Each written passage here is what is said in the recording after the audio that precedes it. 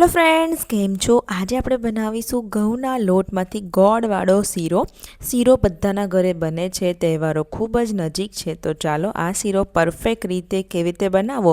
સૌથી પહેલાં ઘઉંનો કરકરો લોટ, 1 વાડકી હોય તો 2 વાડકી પાણી, 1 વાડકી ગોળ, 1 વાડકી ઘી, ડ્રાયફ્રૂટ અને ઇલાયચી પાવડર લેવાનો છે. હવે તમારે સૌથી પહેલાં પાણીને ગરમ કરવાનું છે. આપણે ગોળવાળો શીરો બનાવીએ છીએ, તો 2 કપ પાણીની સામે ગોળ 1 વાડકી આગળ લીધો છે. હવે તમે ગોળની જગ્યાએ સાકર કે ખાંડ યુઝ કરી શકો છો. અહીં આગળ હું સેમ મેથડથી જ્યારે પણ ખાંડવાળો બનાવું તો પણ સૌથી પહેલાં આ રીતે પાણીમાં ગોળ કે પછી ખાંડ ઓગાળી દેતી હોઉં છું. તમે આ રીતે સરસ રીતે પહેલાં ગોળનું પાણી તૈયાર કરી લો.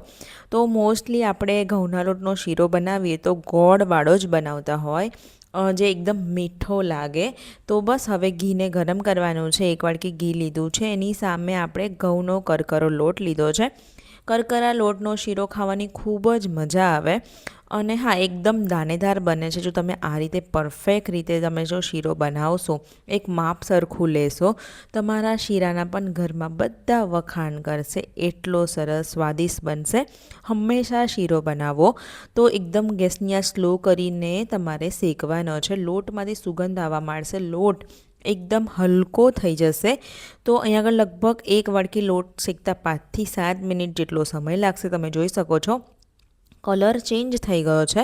હજુ પણ તમને ના ખબર પડે કે લોટ શેકાયો છે કે નહીં, તો આમાં તમારે સૂકી દ્રાક્ષ એડ કરી દેવાની. સૂકી દ્રાક્ષ એડ કરશો ને તરત જ ફૂલી જશે. તમારી દ્રાક્ષ ફૂલીને ઉપર આવી જશે, એટલે તમારે સમજી લેવું કે તમારો જે લોટ છે તે એકદમ પરફેક્ટ શેકાઈ ગયો છે. તમે જોઈ શકો છો અહીં આગળ દ્રાક્ષ ફૂલીને ઉપર આવી ગઈ છે, સરસ દડા જેવી ફૂલવા માંડી. તમે જોઈ શકો છો બસ, તો તમારો પરફેક્ટ લોટ શેકાઈ ગયો છે. હવે ડ્રાયફ્રૂટ તમે પહેલાં ઘીમાં શેકી શકો છો. હું તરત જ લોટમાં જ એડ કરી દઉં છું. અડધી 1 મિનિટ જેવું એને હું રાખીશ, એટલે ડ્રાયફ્રૂટ પણ સરસ લોટની સાથે શેકાઈ જશે અને એનો ટેસ્ટ ખૂબ જ ક્રન્ચી આવશે. હવે ગોળવાળું પાણી ગરમ જ છે, તો ગરમ પાણી આની અંદર એડ કરી દેવાનું છે.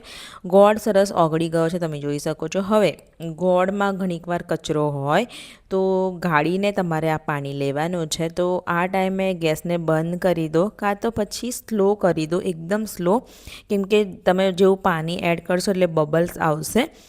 તો તમારે આ રીતે એને સતત હલાવતું રહેવાનું છે. લગભગ અડધીથી 1 મિનિટમાં જ સરસ રીતે જે લોટ છે તે એકદમ ઘી છૂટું પડવા માંડશે શીરામાંથી. તમે જોઈ શકો છો એકદમ લચકા પડતો તમારો શીરો બનીને તૈયાર થઈ ગયો છે ને એકદમ સિમ્પલ રીત. તો તમે પણ જો પહેલી વાર શીરો બનાવતા હોય તો આવી નાની નાની બાબતોનું ધ્યાન રાખશો. તમારો શીરો ચીકણો નહીં લાગે, એકદમ દાણેદાર બને છે, ઢીલો પણ નહીં બને, એકદમ પરફેક્ટ ટેક્સચર આવી ગયું છે. તમે જોઈ શકો છો કઢાઈથી એકદમ છૂટું પડી ગયું છે, ઘી પણ સરસ રીતે ઉપર આવી ગયું છે. લાસ્ટમાં ઇલાયચી પાવડર એડ કરી દઈએ, મિક્સ કરી દઈએ અને આપણો આ ઘઉંના લોટનો કે પછી ભડકાનો શીરો બનીને તૈયાર થઈ ગયો છે.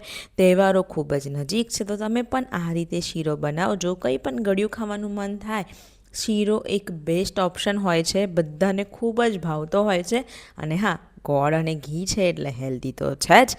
તો રેસીપી ચોક્કસથી ટ્રાય કરજો. વિડીયો ગમ્યો હોય તો લાઇક કરજો, શેર કરજો. ગુજરાતી કિચન યુટ્યુબ ચેનલ પર નવા છો તો સબસ્ક્રાઈબ કરી દો. જલ્દીથી હવે 1 મિલિયન સુધીને પહોંચાડી દો. તો બસ મળીશું એક આવી જ નવી રેસીપી સાથે. ત્યાં સુધીને આવજો.